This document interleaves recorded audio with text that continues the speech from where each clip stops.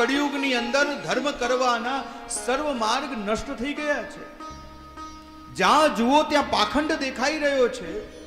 અને એવા સમયે જીવ પોતાનું કલ્યાણ ઈચ્છતો હોય તો બસ એક જ સાધન છે.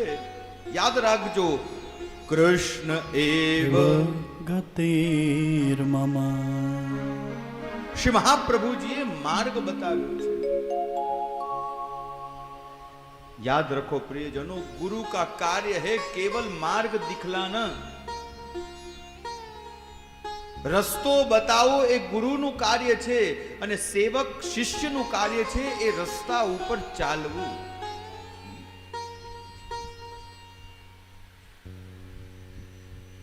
નારદજી કહી રહ્યા છે કે હું આ પૃથ્વીની પરિક્રમા કરતા કરતા જ્યાં જુઓ ત્યાં તરુણી પ્રભુતા ગેહે સ્ત્રીઓનું વર્ચસ્વ જોઈ રહ્યો છું. આ કળિયુગનો જ પ્રભાવ છે.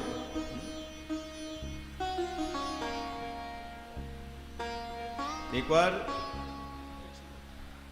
આ વાત નીકળી છે એટલે કહું.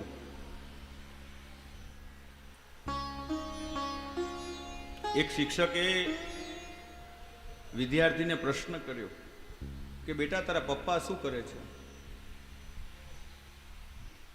એટલે વિદ્યાર્થીએ તરત જવાબ આપ્યો, મારા મમ્મી જે કે. આ કળિયુગનો પ્રભાવ છે. અને નારદજી આવું જ કાંઈ વર્ણન કે જ્યાં જુઓ ત્યાં તરુણી પ્રભુતા ગ્રહે, સ્ત્રીઓનો પ્રભાવ. નારદજી કહી રહ્યા છે કે હું પૃથ્વીની પરિક્રમા કરતો કરતો શ્રી યમુનાજીના તટ ઉપર આવ્યો છું અને ત્યાં મેં એક વિચિત્ર ઘટના જોઈ. એક તરુણી સ્ત્રી અને એના ખોળામાં બે વૃદ્ધ અચેતન અવસ્થામાં સૂતેલા પુરુષને જોયા. અને જ્યાં નારદજી એની સામેથી પસાર થઈ રહ્યા હતા ત્યાં એ તરુણીએ મોટેથી અવાજ કરી, ભો ભો સાધો ક્ષણોતિષ્ઠ મચ્ચિંતામપિ નાશય દર્શનં તવ લોકસ્ય સર્વથા ગહરમ પરમ. ભો ભો સાધો ક્ષણમ દૃષ્ટ. હે સાધુ પુરુષ, થોડીક ક્ષણો માટે અહીંયા ઊભા રહો, મારી ચિંતા દૂર કરો. જ્યાં આ તરુણી સ્ત્રીનો નાદ સાંભળ્યો, નારદજી ત્યાં ઊભા રહ્યા. એ દેવી પાસે આવ્યા અને નારદજી પૂછી રહ્યા છે કે દેવી, પહેલા તમારો પરિચય તો આપો, તમે કોણ છો?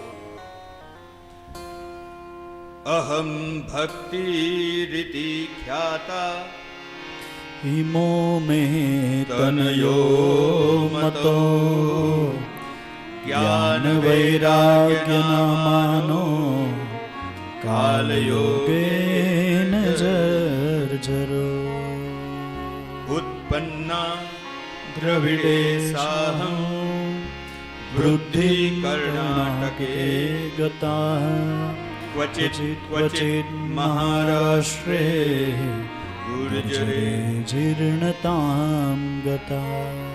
હે નારદજી, મારું નામ ભક્તિ છે. અને આ બંને જે વૃદ્ધ પુરુષો છે એ બંને મારા પુત્રો, જે કાલ યોગેન જર્જરા, જે આ કળિયુગના પ્રભાવથી આવી સ્થિતિ, આવી અવસ્થાને પામ્યા છે. જ્ઞાન અને વૈરાગ્ય એમનું નામ છે.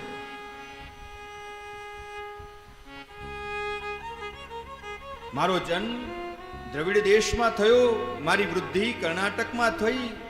હું થોડી થોડી મહારાષ્ટ્રમાં વિકાસ પામી અને ગુર્જરે જીર્ણતામ ગતા. જ્યારે હું ફરતી ફરતી ગુજરાતમાં આવી ત્યારે હું જીર્ણ થઈ ગઈ. જીર્ણ એટલે કે વૃદ્ધ થઈ ગઈ. ઘણા ઘણા આના અર્થો વિચારી શકાય પ્રિયજનો. વૃદ્ધ થઈ જવું એટલે શું? પરિપક્વ થઈ જવું. ગુજરાતમાં જ્યારે ભક્તિ આવી ત્યારે એની ચોથી અવસ્થા પરિપક્વતા.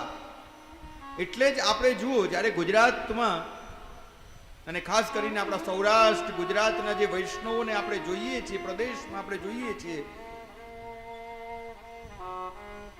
કે ત્યાં ભક્તિ વિશેષ કરીને દેખાઈ રહી છે.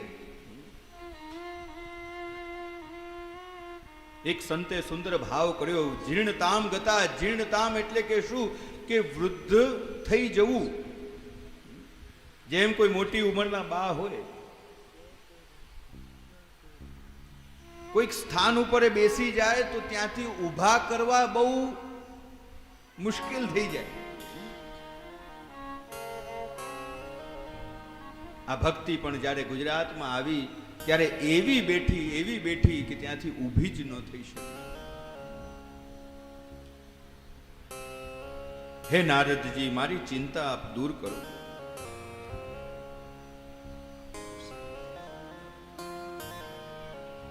નારદજી,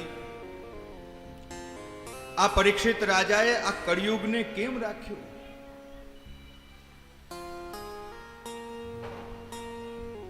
નારદજી કહેવા લાગ્યા, ભક્તિ મહારાણી, અનેકવિધ દુર્ગુણો આ કલયુગમાં છે અને એમાં પણ 24 પ્રકારના દુર્ગુણો આ કળિયુગમાં છે.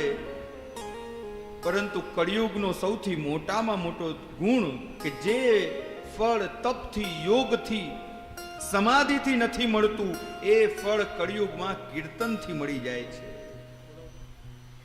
નારદજીએ ભક્તિને સાંત્વના આપી. હે ભક્તિ મહારાણી, આપ ચિંતા ન કરો, હું આપનું દુઃખ દૂર કરીશ.